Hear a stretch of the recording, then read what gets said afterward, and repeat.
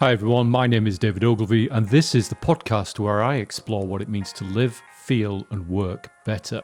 This week, I'm joined by inspirational speaker and sports champion Stuart Penn, who has overcome many challenges in life after being born with only one fully formed limb. His story is one of determination, resilience, and tenacity. So, hi Stuart, welcome to the Resilience Development Podcast. I'm delighted to have you here today. Thanks for coming along. Hi, David. Great to be here. Yeah, I'm so excited, and I found myself recently in pretty much all podcasts pointing out to people who are listening or viewing, if you're watching this on YouTube, that we know each other. We've known each other for a while, haven't we? Yeah, we have indeed. I was going to say, I'm glad you said that, because sometimes you're talking to people and you think, oh, I know these people. I would answer this differently than if I was talking to someone I didn't know. So it's good that people know we know each other. Yeah, I think it's important, and I think what we try to do in these podcasts is we try to make things just like a conversation. You know, not too formal. I often find, particularly when I know people, I have to watch for slipping into informality. But I do have a beeper later on. We have the technology in edit to be able to beep anything out, but I've never had to beep anything out at all. So I'm really looking forward to this conversation. I'm really looking forward to it because I know a lot about you. But how would you introduce yourself? How would you describe yourself? Tell us a little bit about yourself. What you do for a living, because I think that's important. It's part of that story, and it's very inspiring. But what you do outside work, and maybe we'll just take the conversation from there. Yeah. I mean, I simply always describe myself as I was born with my right leg missing through the knee, my left arm missing at the elbow.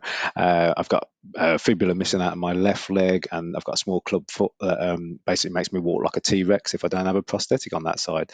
I was also born with other deformities as well, things like flared rib cages, and I always joke that I've also got 4 nipples, which is actually true, but it's a nice little one to throw in there. However, despite that, I was brought up by my parents, who I must admit I always give them full credit for this because they deserve it, who basically made it possible that if I wanted to do anything, I could do it. I just had to find a way of doing it.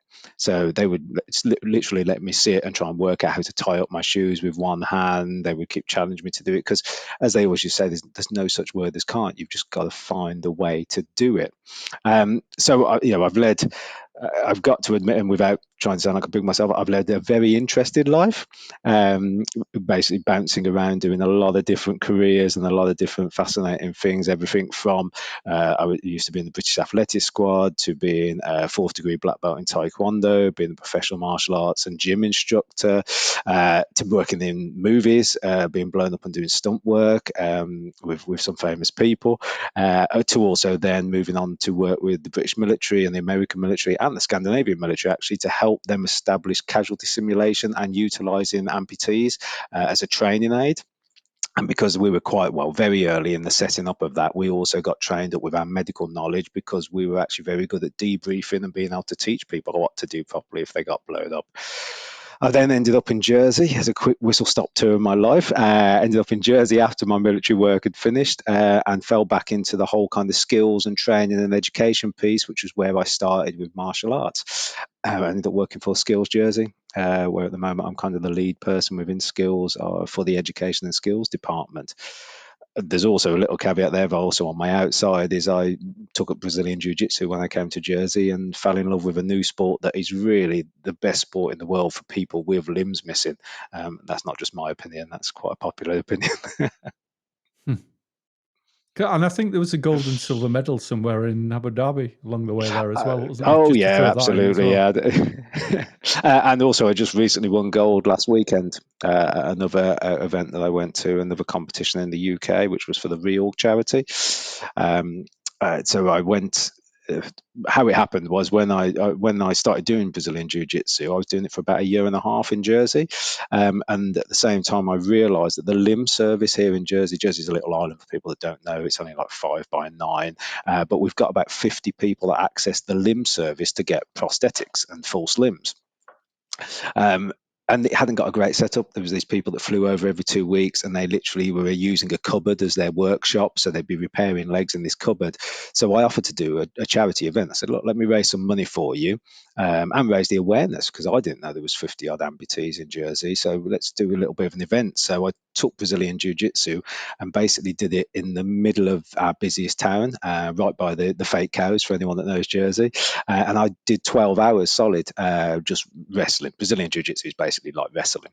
I did 12 hours solid, non-stop, changing my opponents every 15 minutes, which were just other people from the club, all of whom were able-bodied. So I did that for 12 hours as a massive endurance event, and it was surprisingly very popular, to the point where people were filming it and posting it on YouTube and posting all sorts of social media about it, and it got a lot of attention. And that was 2016 in the summer. The next year, 2017, in January, I got a phone call, and it was from a representative of the United Arab Emirates royal family. Because out in Abu Dhabi, or out in the UAE, it's Brazilian Jiu Jitsu is huge. It's like their national sport. They adore it, and they hold the World Championships there. Or the Grand Slams, as they call them. And they said, "Well, look, we want to do a para division, first ever para division, and we'd like you to come along and represent not only Channel Islands but also England as well." And I was just blown away. I said, "How on earth have you found me?" And they said, "Oh, we saw these videos of you, doing jujitsu by these plastic cows."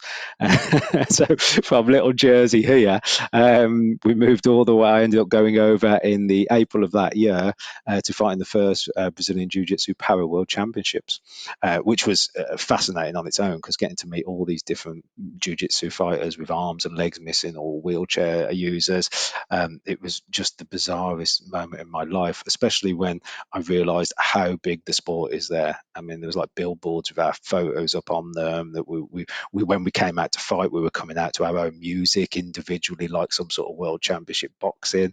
And it was interesting, because we also, because it was a new established sport, we were against all sorts of different disabilities. So I had my initial super fight, if you like, was against someone with a similar disability to me, with arm and leg missing, which is quite rare to have both of them, one of each missing. And he'd been doing this sport about 10 years longer than me, or something ridiculous. He was also about 20 kilograms heavier than me. A lovely guy, Sean Fong's his name, definitely worth looking up. He does do his own YouTube channels and things. And we had a cracking fight. I mean, it was really good, but I was outclassed and outweighed by a long way. Then the second fight that we put in, which is kind of like the absolutes, where they put us against anyone with any disability. And I got a guy who had been training just about as long as me. I was like, okay, this is better. He'd only got a foot missing. Okay, that's all right. I train with a lot of able-bodied people. I'm used to more limbs than I've got. And he was 30 kilograms heavier than me. So I weighed 60 kilograms. He weighed 90 kilograms. But I managed to win, and came away with gold, which was a fantastic experience to be able to then promote the sport to other people with disabilities. Like I said, especially people with limbs missing, because if people don't know about Brazilian Jiu-Jitsu, it is like wrestling, but you're also looking to lock joints up or create chokes and get people to submit or pass out.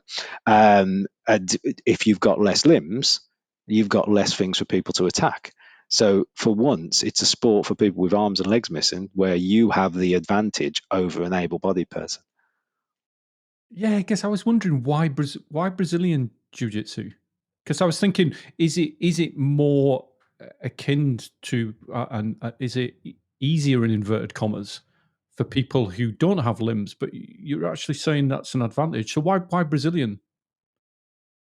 It actually comes from just one family called the Gracies. So they took traditional jiu-jitsu, from Japan, and altered it slightly. And the guy, I should know all these names. I think it's Helio Gracie. The guy who did it originally and set it up was a very small guy, and his aim was to change this sport so that you could use judo and power, and jiu-jitsu was power and strength and a lot of technique. But he wanted to find a way of little people being able to manipulate people bigger, and defeat them.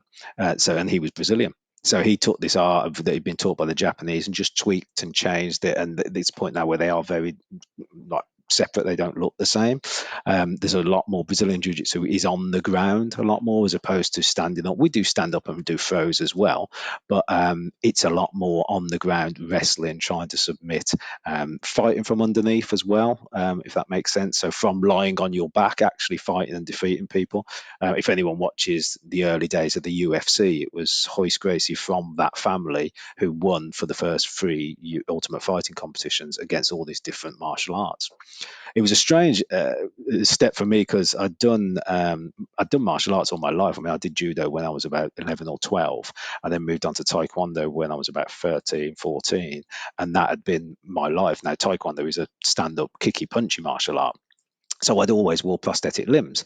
Took a lot of trial and error. I mean, I do remember doing a flying side kick and watching as my leg came off and flew away from me. And I just remember thinking, well, this is going to be an interesting landing. So over the years, I've adapted to how I strap these limbs on, arms and legs. I've got different limbs for taekwondo than I would have for sprinting or for long jumps. And it was strange going along to my first Brazilian Jiu-Jitsu class. I mean, in my 30s, I'd have been, late 30s. And the coach just turned around. I said, look, I brought all my limbs, all my special limbs that I use for sports. He went, you don't need any of them. Take them all off. And I did. So took them all off, walked on the mat. And I've always been quite a confident guy, and having grown up with arms and legs missing, I've never had an issue with it. But it made me suddenly realise how little I did with no limbs on. So it was a little bit first time in 20 odd years I'd been self-conscious. I was like, wow, this is completely different having no limbs on. And it was amazing. And that has actually then bled into my normal life.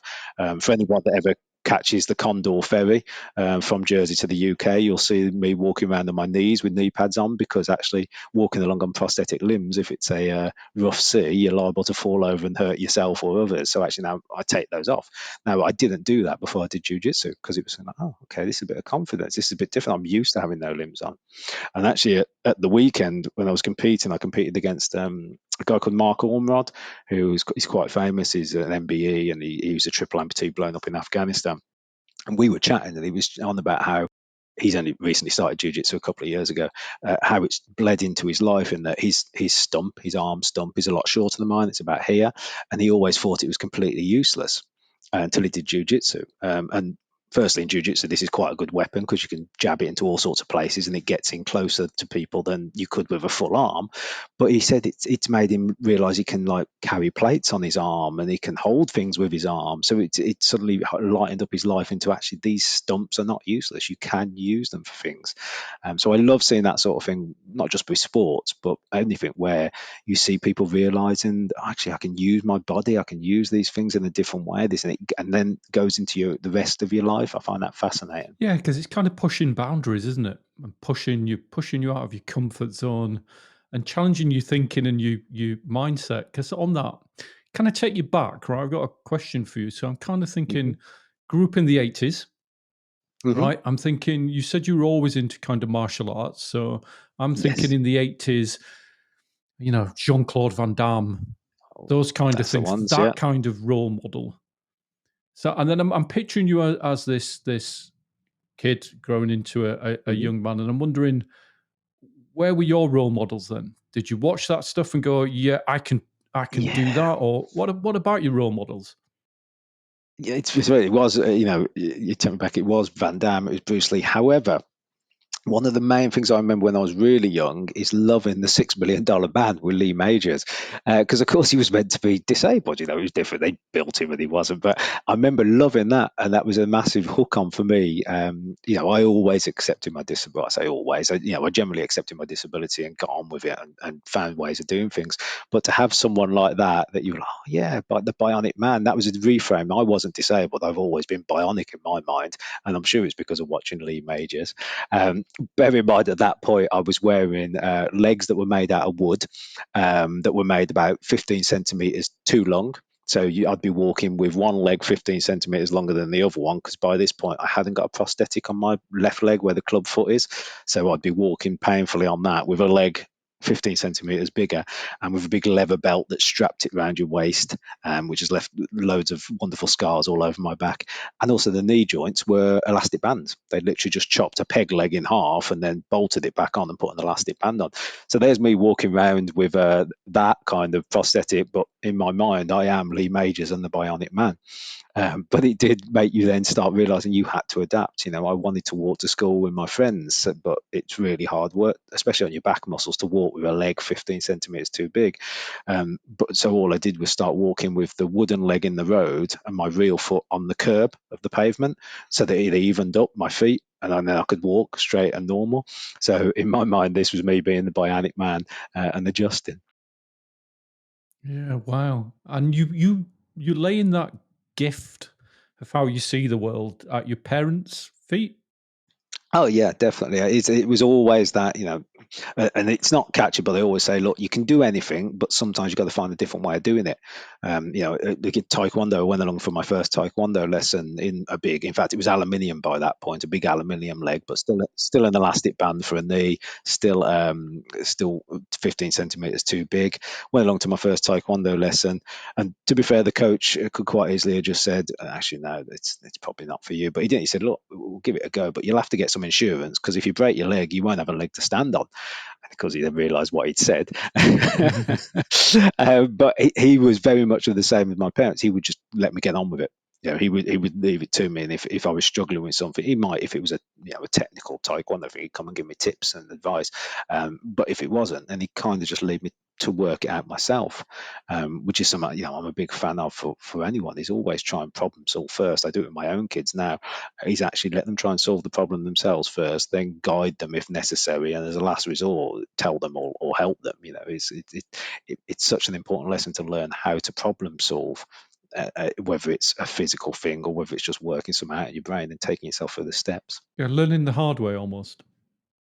Yeah, yeah, I think that's a fair way of putting it.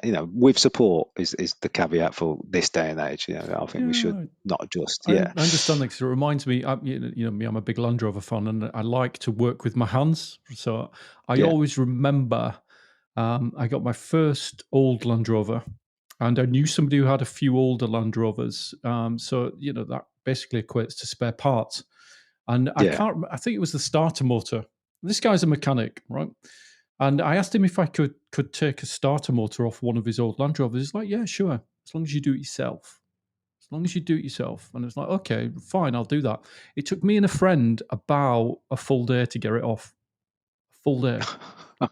Right. And at the end of it, he just came up and said, you should have done it like this. And if you'd have done it like this, it'd have taken you half an hour, but you've learned so much about owning a Land Rover. Yeah, And we learned the hard way.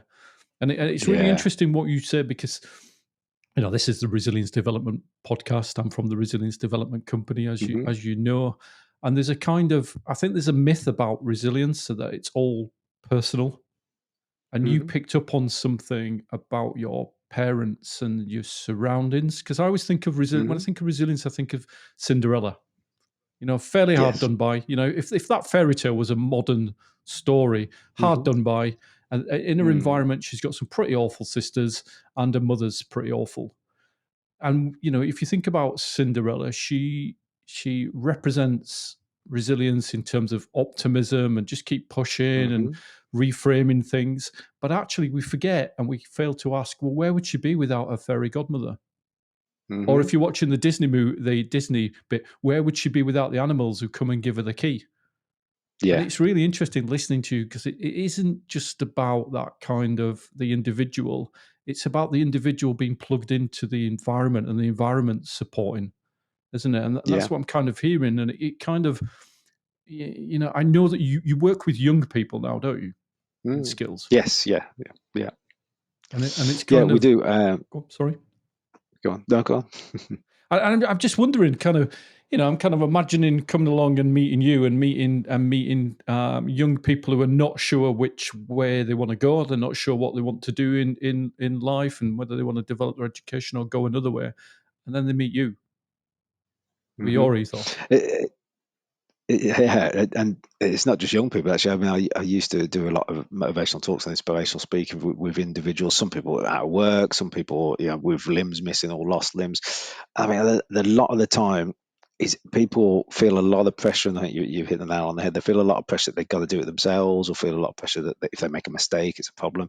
And I think one of the main things you learn from problem solving or finding your own way, or doing the Land Rover thing for a whole day yourself, it is actually you can get things wrong, you can fail, you've just got to pick yourself up and keep going again. And quite often when I've worked with young people who are a little bit lost, or people, older people who are a little bit lost or not sure where to go, or they've had a big change in their life, like I say, whether that's redundancy or whether that's having a limb blown off, it is that fear that the first step and you fail, that's it, you can't do anything else. And I think that's part of that fairy godmother. It's part of that support, is that there's someone there in the background saying, even if they're there at the start, just saying it'll be all right. You just got to keep going. You just got to keep finding a way. So that actually we get used to the fact that we're all human. We all fail. Not everything works the first time. You've got to keep trying. You've got to pick yourself up. And it's having that conversation with people at the start. Young people have got our careers guidance team here always say that they meet people at kind of year 11, and they think they've got to make a decision for a job for the rest of their life, and it's such an important thing, and it's weighing on their mind so much. And a lot of our careers guidance team, the first starting point is, don't worry about it. Let's have a play, because you've got your whole life ahead of you. What do you want to do? What do you want to be able to do? What's motivating you? And I think that's a key point, is actually making sure that it's something you want to do, something that actually you want to be able to do. And if it's something you don't want to do, but it's something you've got to do, is there a way of doing it that makes it more enjoyable for you? I think I can't remember, it was one of your sessions actually, or someone said that human beings either move away from pain or move towards pleasure. And so it's actually identifying which one are you doing, and how do you need to do it, and actually, if you fail or you need to try again, what's the next bit? What's the next part that you're going to run with? How are you then going to try it again, to keep picking yourself up? A great example I often use to people is that I wear contact lenses. It's a shortish story. So let me say, so I'm short-sighted. That's why I wear them. But also, when I was in the military, I had an accident, an industrial accident, where there was the Hemcom powder that they at that point used to seal wounds. It burns wounds shut. It accidentally got poured into my eyes, so it burned all the tops of my eyes off. Thankfully, the people who I was training were actually all high-level doctors and surgeons, so they knew what to do straight away. It was water, simple, wash it out, get it all sorted. To the point where I didn't even bother going to A&E. I said, look, I'll finish the rest of the day and I'll go to A&E afterwards. So my contact lenses doubled up as a bandage after that. So they were like, I didn't wear contact lenses at that point. I wore glasses, and then at the hospital and opticians and things like that, they said, look, wear contact lenses because it acts as a bandage for your eyes as well, so you won't keep tearing these weakened corneas off the front of your eyes. So I had double motivation there. I wanted to move away from the pain, because this would save me some pain if I could wear these contact lenses that I can just leave in all month, and also move towards pleasure, because I'll actually be able to see and I won't need to take glasses on and off all the time. So I was like, okay, brilliant, I'll get contact lenses. Try putting contact lenses in with one hand. It's not the easiest thing in the world. And it used to take me an hour and a half each eye. So when I first started using them, I'd have to get up 3 hours before I was going out to actually start putting my contact lenses in. Of course, now I can do it within seconds, but it was that moving towards what I wanted, motivated to do it, putting the hard work in, failing a lot of times and poking myself in the eye or dropping contact lenses. But I wanted to get there and I wanted to do it. So I just kept trying until I found a way of being able to do it. And like most things, when I found a way, it was actually a really simple thing that I just hadn't come in, which was simply just hold with two fingers and put your contact lens in with the middle one. It was actually something really simple in the end when I discovered how to do You it. probably saw me smiling then, because I wear contact lenses. I'm thinking, how has he managed to do that? And then you've pointed it out. I think I'm going to try that. Next time I put contact lenses in, Stuart, I'm going to try that. And I bet there are other people going, yeah, I might try, because I end up kind of mirror pulling my eyeball up with one arm, trying to get it in with the other. And now you've pointed it out, and thinking, yeah, that's quite obvious, isn't it? It's interesting because as you're talking, I'm thinking about kind of the way that people tend to cope under stress. Mm-hmm. And I'm thinking there are really two separate strategies. One is kind of problem solving strategies. The other one are kind of emotional coping strategies. And you seem to have a real focus on that kind of, if there's a problem, there's got to be a way around it. Just find a way to do it. And then I'm also thinking about a lot of people confuse resilience as just kind of mental toughness. Just keep pushing. But Mm. actually, sometimes we should be stopping. Yeah, absolutely. And actually, one of it's certainly a weakness that I had to learn over time, because I was always, oh, there'll be a way. We'll find a way. We'll always find a way. It's not a problem. Sometimes you need to stop and say, but is what I want worth what I'm going to do to go through it? And I always use a real life. So I've got the dog next to me, and his tail's wagging and I've banging seen the my tail chair. wagging on the screen. It's okay. I love dogs. One of the examples I always give people when I get to that kind of, just should you be trying and over the top, is I was going out once to a black tie event, and I needed to put cufflinks in.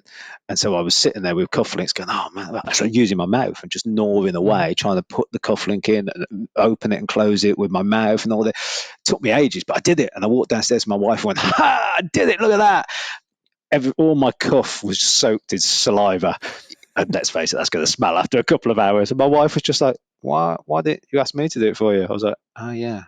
And she said, or why didn't you put it in your shirt before you put it on and then put your shirt on? I was like, oh yeah. So, so it's a nice funny story, but it's a way that I learned to start actually sometimes questioning, is this the right thing? Do I need to go this difficult route? Do I actually need to deliver this goal or task that I want? Or is this the point where you need to stop and say, okay, hang on a minute, let's think of this different, and no, I don't need to do it, or actually, yes, I do, but it'd be easier if I got someone else. Or because you're right, some people think, especially if I talk about finding the way, they just think it's go at it, bloody mindedly, if you like, until you've done it. But actually, you've got to stop and think sometimes. Yeah, because I mean, in some of the work we do, we measure people in terms of the will and the way. That's how I'm going to describe it: willpower and way. Wherever you stand, there's kind of advantages. But the danger with constantly pushing when there is no way is you end up hurting yourself. And the danger with being very driven and constantly being creative and finding new ways is sometimes you forget to ask yourself, what's the most obvious thing to do here? I have to do that, Yes. right? I love being creative. I love to find new ways around things. And, even at work, I'm always trying to just kind of tweak things, get a better outcome. And the amount of times and the amount of energy I've wasted, because I just think, well, what would it be if I'd have said what would be the most obvious thing to do? I'd have saved Yep. myself a lot of time, a lot of energy, and a lot of stress. Yeah. Because I'm interested in, and you did say there was no questions, that Oh, I yeah. couldn't No, no. ask you. So I'm hearing all the highs. Yeah. What about the Loads. lows? What about the emotional side of things? Or have you always just simply been, look, no, I'll find a way forward. I've got the support around me. I'm gonna go for it. No, What about absolutely not. anybody I mean, listening? Sorry, go on. yeah, yes, I was going to say absolutely. I mean, it is. I always talk about when I was a kid and actually growing up and the lows then, but everyone has lows, and even continuing forward, you have lows. So, I always say I'm lucky that I get to be challenged and do different things, because the world's not built for me. So I quite often have to adapt, even opening doors, carrying cups of teas and things. So I get that challenge, and that's why I've got a good problem-solving mind and build resilience. But actually, there's always lows. There's always that moment, all those things that actually, how did you get here? Even now, because it doesn't stop. But one of the main things I always talk about is I remember being, a teenagerish kind of age. And you're all body conscious at that age anyway, aren't you? Never mind whether you've got big wooden legs that are so big they stretch your trousers. So I used to hate wearing shorts, and it was really quite traumatic. Traumatic. It was quite upsetting for me. There is a funny side in that my parents used to take me to the beach as a kid, and take my trousers off, my leg would come off, take my top off, my arm would come off, and you'd have people on the beach go, what's going to come off next? Is his head going to come off or something? But I used to get stared at a lot. People used to look all the time, and that I hated it. Just didn't like people looking at me and staring at me. Didn't like wearing shorts. Very self-conscious about it. Really wanted to hide myself away. And what kind of helped to reframe that, well, didn't kind of help. It did totally help. Was one day on holiday, I was staring at a young lad with cerebral palsy. Who was walking along or doing so, and I was just watching it, staring at him. And my dad kind of goes, I just went, what are you doing? And I was like, oh no. And I realized straight away that sorry, I've got a load of, I don't know if you can hear those bleeps. I've got a load of things flashing up on my screen. So anyway, I was staring at this lady with cerebral palsy. My dad nudges me and said, well, what are you doing? And I was like, oh no, I'm doing to that lad exactly what I hate people doing to me. My dad was like, okay, yeah, but what are you thinking when you're looking at him? I was like, well, actually, I was, nothing negative. I was actually thinking, wow, look, that's a bit different. I didn't think he'd be able to do that. Didn't think he'd be able to get up that step. I didn't think. So nothing negative then. I was like, no, nothing horrible. My dad just went, well, that's what people are thinking when they're staring at you. So suddenly, from that point on, I was very much like, oh, actually, I get that. The whole staring thing, I didn't mind then, because I was like, actually, people are just watching me and interested. And some might be having the odd negative thought or poo at him kind of thing, but actually, most of the time, they're thinking something positive. And I've then great stories of them being like in the changing room at gym, in gyms and things where I'm in the change rooms. Around the corner, I can hear two blokes going, "Wow, did you see that guy with one leg running on that running machine? I never thought he'd be able to do that." So it's like, okay, I don't mind the fact that people are staring at me, but that was a really hard thing to overcome as a young person in the teenage, trying to get past that moment. And there's also lows where you get to the point where you think sometimes actually what you can't do something, or you can't find this way, and you have to really pull yourself back up. It's not as easy as always. I paint the picture that it's easy that always find a way. Of course not. There's some points where you're like, oh man, I can't do this. I can't find a way. I can't see a way through this. But it's that moment where you've got to either decide, oh, no, I just don't, or actually, if it's something I really want to do, then I'm gonna find a way. And it's that picking yourself up by the bootstraps, as they always say. Yeah, because I'm hearing in there the empathy and the perspective, of kind of stepping into somebody else's shoes.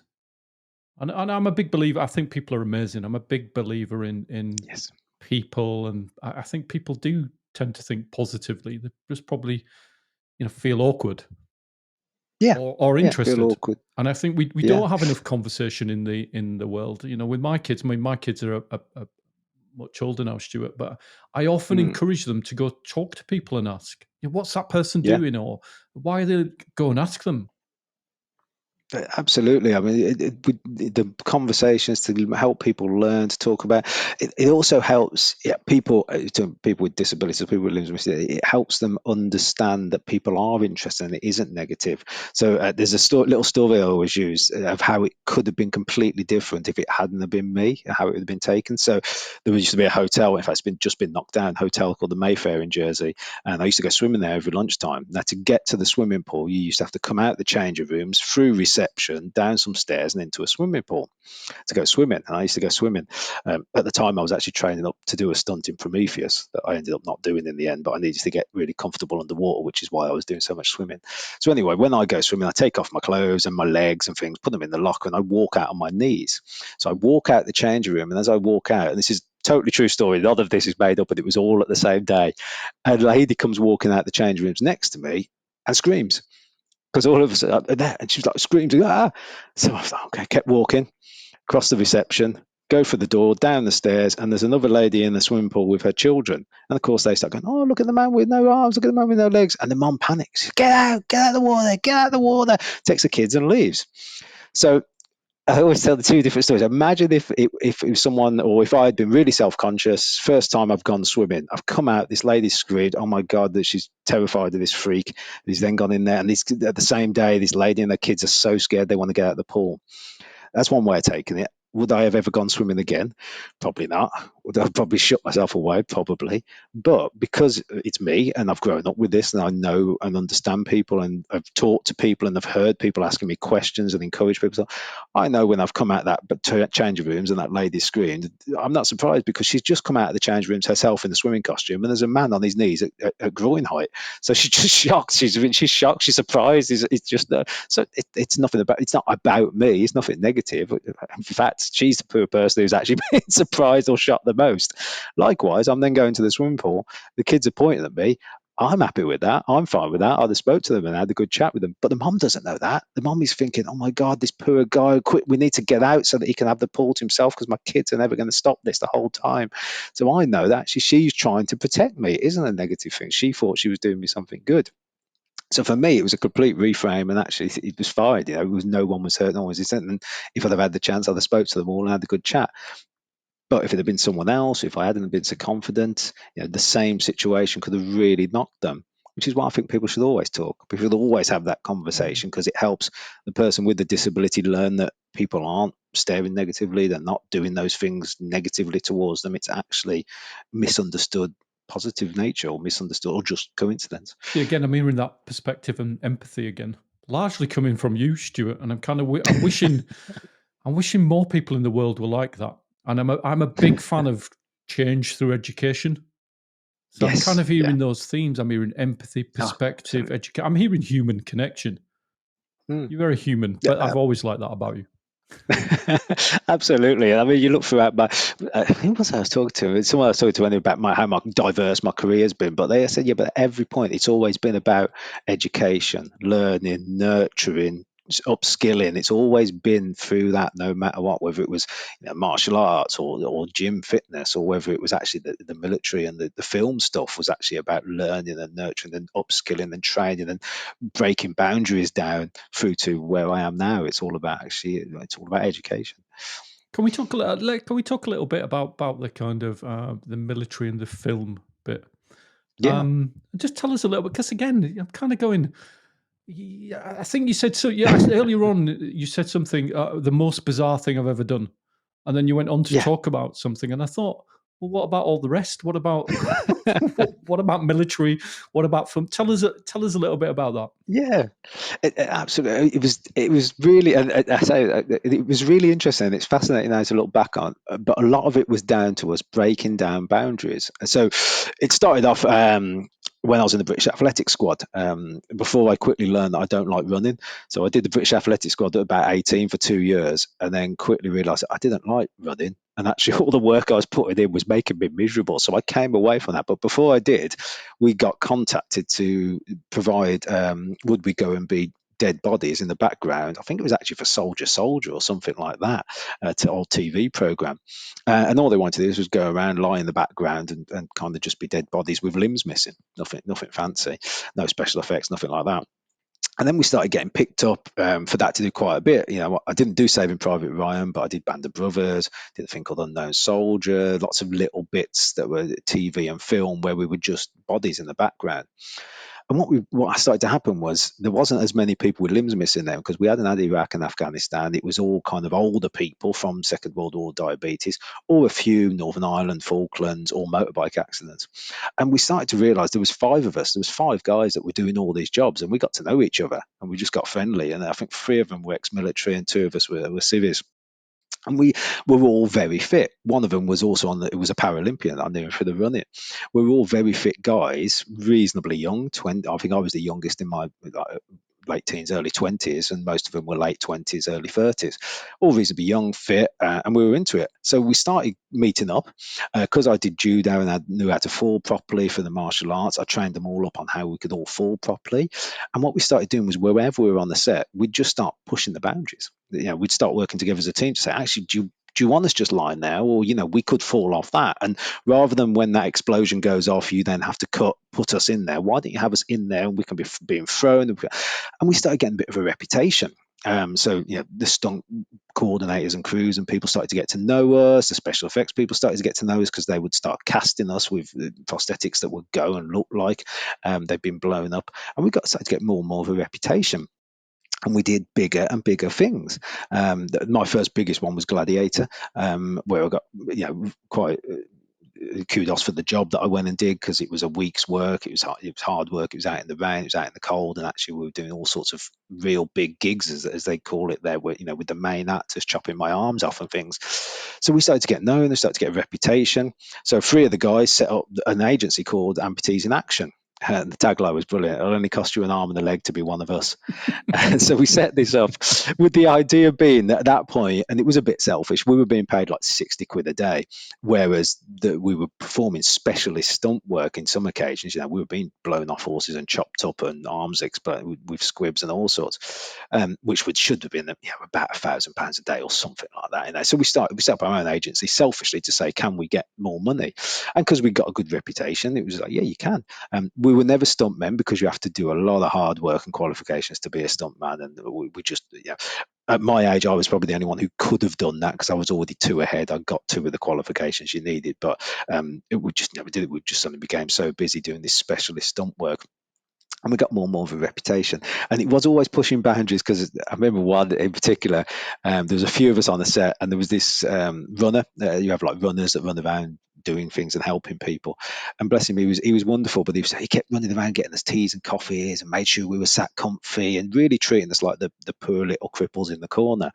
And all day we let him, because we were lazy. We were going out and doing stunt work. We were right to rest the rest of the day. And then at the end of the day, a mate of mine turned up who was able-bodied. I think we were going off training somewhere, so he come to pick me up. And he walked in, sat down, and I go, "Oh, Stu, get us a cup of tea, will you?" So I all right, then jumped up, on my knees, walked over, and this poor guy had been running around all day. I was like, "What? Well, I thought you guys were like, no, no." So it was that constant pushing boundaries and making sure they knew that we could do this work and that we weren't made of China. We weren't going to smash. We were actually, and like I said, we got a good reputation for it. A little bit of the can-do attitude as well. I remember my first big job I did actually as a stunt crew. So we weren't stuntmen, but we were employed on the stunt crew, paid stunt wages. There was a sudden urgent call that they needed the stunt team on set, and there was me and the Paralympic guy I was on about, and it was like, stunts need to be on set, run, and me and him were the first two there. So we beat all these able-bodied stuntmen to the set, and they were like, "Oh, brilliant sound, guys." So it was that constant pushing to get a reputation and to do the work well. Now, what then happened was we got contacted. I think Iraq was going on and Afghan was going on, and we got contacted by a medical high up military personnel who had operated on one of the three guys who were ex-military that I mentioned. He'd operated on them and said, "Look, what you guys do in the stunt world and the movie world, could you do that for our troops?" And so we went along, and it started off much like the movie work. It started off with, we've got to wrap them in China. We're only going to use them in the training hospital. We're just going to set them up with some special effects and things and just wheel them out on a bed. They won't do anything. And my mate Darren Swifty, who's, man, his life makes mine look boring. He's done some awesome things. He was blown up in Northern Ireland. He's a double amp, so he's got two legs missing, walks around on his knees, and has designed whole new prosthetics that everyone uses now. He was the first person used, and they were filming it. And it was a training hospital, so it was doctors and nurses, so people that work in the NHS all year round, but are kind of reserves in the military, is how it worked in those days. They opened the back of the wagon boat, up the back of the ambulance, wheeled Swifty out.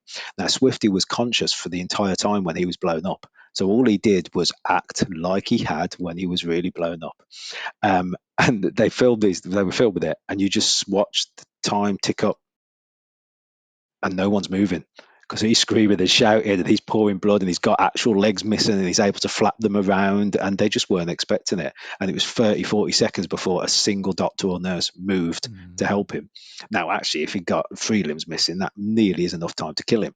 He'd bleed out. So all of a sudden we were like, wow, it hit through the military and it went like a shockwave. It was like, these guys, this makes a difference. And I always say, actually, the British Army are quite good at innovating. They were in the Napoleonic Wars, so they were the first military to train with live ammunition, and then they were the first military at this time to train with live casualties or with amputees. So again, it started off with just little jobs, little small jobs. We got ourselves known more and more. We started pushing outside the box. We brought in special effects people from the movies and started doing all sorts of amazing prosthetics and things that could squirt blood. I think the pinnacle was we actually made a prosthetic that meant they were able to operate on our throat to do a crike and actually cut into it. Fake blood would come out. They could put a tube in. We got chainmail around our necks to protect us, so it didn't matter. We knew they weren't going to hurt us. So we just got more and more, and the business ended up with hundreds of amputees working for us. It was ex-military and civilians, all these different people. And we used to train them. We'd run training weekends for them to set them up, because again, some people might not like it. They might give them flashbacks. People with PTSD would be a problem. But so we used to train them beforehand and treat them like a family and look after them. We'd always have one of the senior guys, so one of the 5 of us would go out on every job with them. And it got to the point we were away we'd be away for months on end, just all over the world, just doing this different training, flying around in helicopters. Of course, you then accidentally end up with things like accidents happening and being shot at by accident, or being in crashes and things that are quite dangerous. So it was an amazing time, but it was one of those jobs like the movie work where actually it wouldn't always be consistent. But also, if you've got a family, you're away so much. You've got to be a special type of person to be able to continue that once you've got kids. And it got to the point, like I mentioned at the start, that big boys, so people like G4S and big companies started realizing there was a lot of money in casualty simulation. It was being used across the world by that point. America picked it up. We went out and helped them set it up and helped them get their own amputees. And so big businesses started getting involved. And of course, we just started losing contracts because it was still just a 5-man band running along. And thankfully, I've seen that. I moved to Jersey at that point and stepped away from the whole casualty simulation world. Although I did a little bit here once I landed on the island for our reserves. And actually, the companies are still going smaller scales because as the Iraq and Afghanistan wound down, there was less and less people there. So the big companies closed their casualty simulation, and now it's back. Lovely too. Actually, second generation of amputees. It's not the guys that set it up with me. They've all gone off and doing different things now. But people we trained up have now set up their own little casualty simulation and are still employing amputees and people that have left to be able to go out and do that sort of training for military and actually civilian forces as well across the UK. Yeah, legacy. That kind of legacy is living on because it's interesting. Because Yeah, I was wondering why did it all stop, but the answer is family, and family for me. it Yeah. kind of leads me to kind of ask, along the lines of, so I know you have kids, right? hmm And I've heard this. Your parents were very kind of hmm inspirational and very key to that kind of mindset. Do you pass that on to your kids, or do you just leave them to do whatever they want, or Yeah, absolutely. Well, at least I try. I try. I don't think I'm as good at it as my parents were, but there's times when you come in the house and you got little ones and they wanted something that was high up, and you walk in and find they've built themselves a couple of chairs on top of things to try and reach stuff. Whereas most parents walk in, they're horrified by that sort of thing. I walk in and go, "That's brilliant, well done, that's great, but maybe come and get me next time." yeah, But my favourite was coming in and I had 2 boys at the time. I've got 3 kids now, but 2 boys who must have been about 6 and 7, maybe younger than that. One, they decided they wanted the telly on that was in the study, and it was on top of a chest of drawers. So they decided they would climb up the chest of drawers to switch the telly on. But then they'd also realised that the chest of drawers will fall over onto them. So one was holding the chest of drawers up while the other one climbed. Part of me was like horrified, and part of me was like, "Oh, I'm really proud. That's great." yeah. Because I mean, that's the great thing about young kids is they've not really got a fear of failure, and they No, are no, willing to adapt. It's that adaptation, absolutely. and that combination. It's great in some circumstances. It's not great in others. No, you've hit right on the nail on the head there as well. Is that any kids have it, but we lose it as we get into adults, and it's quite somewhat when because even we go back even further, even when I was just in my teens and at the limb centre in Birmingham in Sally Oak, like I said, there weren't many young people with limbs missing. So quite often when they met people who all got new kids or new parents or people with limbs missing, new people that have lost limbs, they get me to come and talk to them. And it became, and quite often what I would talk to them about is actually the whole, when a kid learns to walk, how often do they fall over? And they don't give up, do they? Not a single one of us. You don't see people sliding around on the bum or crawling on their hands and knees in their 30s and 40s because it was too difficult. We do it. We all have that ability to just problem solve, to keep going, to push yourself to, if it's something you want. It's in us, but we seem to forget as we get older. And I started using a little trick when I'd talk to people fresh and new with limbs missing, especially legs. When I'd be talking to them and I'd talk about all this, and actually, if you want something and you really want it yourself, then I always recommend people find a way themselves. Don't rely on the technology. Don't necessarily rely on other people, but have them there for support and ask them for help if you need it. And what I used to do is when I was talking to people, is I'd take their prosthetic or their crutches and I'd put it over the other side of the room just casually while I'm chatting to them, so they didn't flick as to what I was doing. And then when I'd leave, I'd be like, "Oh, check the hand, great. And, does it all make sense? I'm always here if you need me to talk to you again." And they'd always go, "No, it's great. It's great. I get this now. Yeah, it's all, I'm going to do it. This is great." And as I'd leave, 9 times out of 10, they'd say, "Can you pass me my leg or my crutches or my wheelchair?" I'd always go, "Nope." And I'd walk out the door.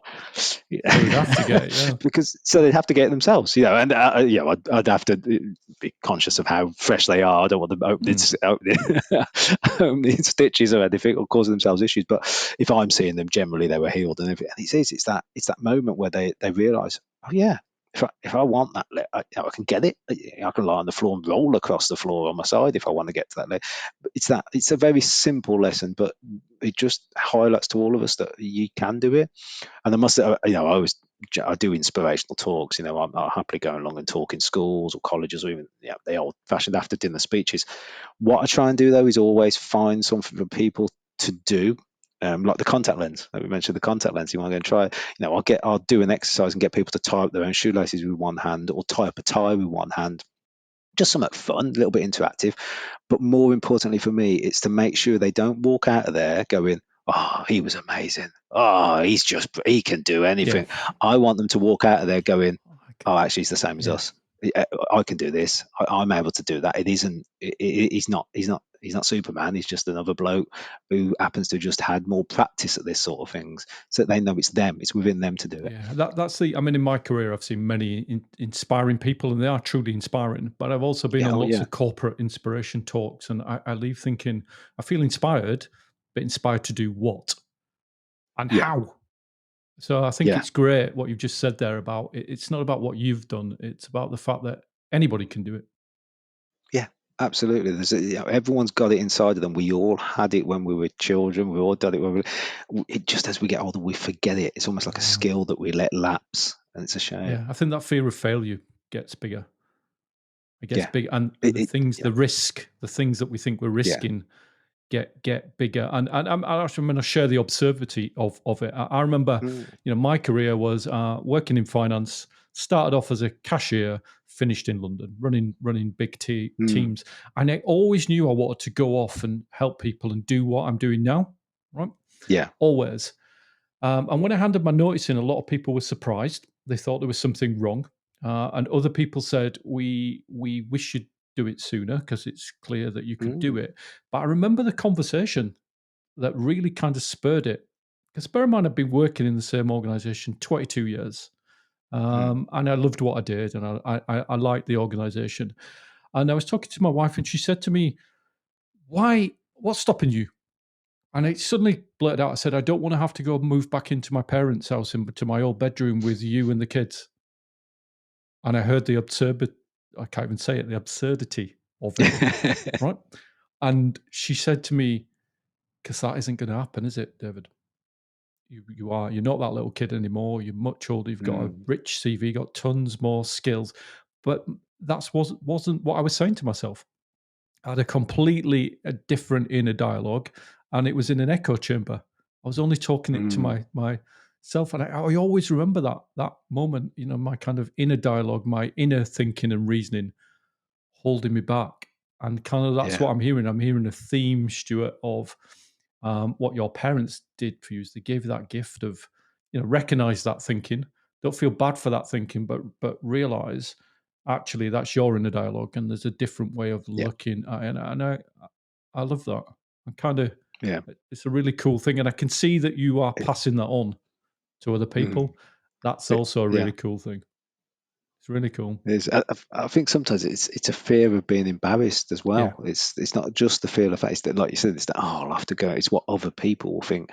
And I think a lot of time we all have to realise that we've all got things going on. People get embarrassed about all sorts of things, but actually most of the time the people that were so tripping over is a great example. People trip over, and we've all done it. We've all tripped over in the high street or in the shop and got really embarrassed, and the people around you forgot it less than 2 seconds later. But you might carry it with you all day, thinking, "Oh, I can't believe I tripped. I can't believe I did that," yeah. and all those people saw me. Actually, those people, they've got their own things. They've got their own worries. They've got their own concerns. They might have tripped over 5 minutes later, and they're now worrying about that. They forgot all about you tripping over. So the only one who cares, who's hanging on to that, and who's letting it eat away at them, is you. Yeah, you're And not as important in other people's minds as you think you are. And it yeah, reminds me of one of the yeah, skills we show people very early on in the program is it's a technique just called fast forward. It's asking yourself, mm, will this matter in a week? And a yeah, lot of the times the answer's no. And if the answer is yeah, no, you make a conscious decision to drop it because we're all yeah, putting that emotional and mental energy into things that possibly we don't need to, and we could save it for other things. And you seem to bring that yeah, life. And what I find inspiring about you is not not what you've done. I mean, that's cool what you've done. Look, fourth. I think you're a 4th degree Dan black Yeah. belt, aren't you? I think you've Yeah. done the Island Walk, which is something like Yes. 26. Yeah. You've won gold and silver medals. You've got all that kind of military. What I find, I find that I admire you for it. What I find really inspiring is you taking that mindset and everything that your parents have given to you and everything that you've learned, and you're passing it on. That's what I find inspiring. But Yeah. you know, and many people say that about you anyway. So I'm gonna ask you one final question, right, before we wrap up, right? If you could go back to your younger self, you know, the kid with the wooden legs and the big belt that he had to strap on and walking down the pavement, right, with one foot on the pavement and one foot on the road, what advice would you give to yourself? Do you know what? I think I'd probably just spell it out clearer and earlier that and if it's possible, you just got to find a way of doing it. Because I think I gradually learned that, and actually, if I maybe spelled it out and actually pointed it out a little bit earlier, then maybe it would have moved. Maybe I'd have moved faster or got it more done. I don't know, but I think that's the only thing I'd do because I'm happy where I ended up. I'm happy with everything I've done. So it's one of those ones where would I give myself any advice? But I think actually I'd just spell it out, and it's like anything's possible. You just got to find a different way of doing it. Thank you for that. You just got to find, yeah. Okay. So if people are interested in you and your story, where do they find you? Where do they need to go? Is there a place they can find you? Is there somewhere you'd like to send them? I generally tell people to go to my Instagram because I use that as my place to talk about sports and achievements and things. So I'm at Penn Stuart, so PENNSTUART. Definitely start following me. I kind of upload lots of jiu-jitsu stuff, but lots of other stuff as well. So in fact, by the time this comes out, it'll have been announced. I'm doing the London Marathon in October. I'm doing it virtually here in Jersey so that I can walk it, but it's still the London Marathon. So I'll be doing, and it's 26 miles, so 26.2 miles for the London Marathon. But the most I've ever done in one day is 21 miles. So when I did the Island Walk, I did it over 2 days. So this will be the biggest walk I've ever done in one day. So start following me on there because there'll be loads of stuff, both about my training and what's happening, and also the problems and issues. Walking with prosthetics is a whole new different world if you're doing long distance because obviously there's more chafing, there's spare parts that break and need to be done. So I'll be carrying a big backpack of spare parts and prosthetics with me as I go. So all sorts of stuff like that. But definitely follow me at Penn Stuart on Instagram, and I'm also contactable on there as well. Then I've had some great conversations with people around the world, generally about jiu-jitsu, but other people who've said, wow, what would you do if this situation, or is there a technique you could film and show yourself doing so that I can copy it? So it is interactive as well. If you've got anything, you can message me on there too. Yeah, great. We'll put the link in wherever people are listening to this podcast, or if they're watching the YouTube video, we'll put the link at the end. And I just one final thing, I'm kind of smiling, thinking about you talking about carrying spare parts, because you do actually now sound like, I think he was called Steve Austin, wasn't he? Yeah, he was. He was the $1 billion man. So as soon as you said spare parts, I was thinking, right, you truly are. You truly are. You're a role model. You truly are the bionic man. Managed to get it. It's been fantastic to talk to you, Stuart. It's been absolutely brilliant. I'm so glad you could make the time. And I'm sure I'll see you around anyway, right? Because we are both local. But good luck with the marathon. Again, another innovative way to achieve something. I'll certainly be watching it and following your progress. And thank you so much. Thanks again for your time. I'll see you soon. Thanks very much, David. Bye. Thanks for listening to the Resilience Development Podcast, and I hope you walk away feeling inspired, uplifted, and motivated to step out of your comfort zone and try something new. I recommend you check Stuart's Instagram at PennStuart and follow his adventures. I'll see you in a fortnight.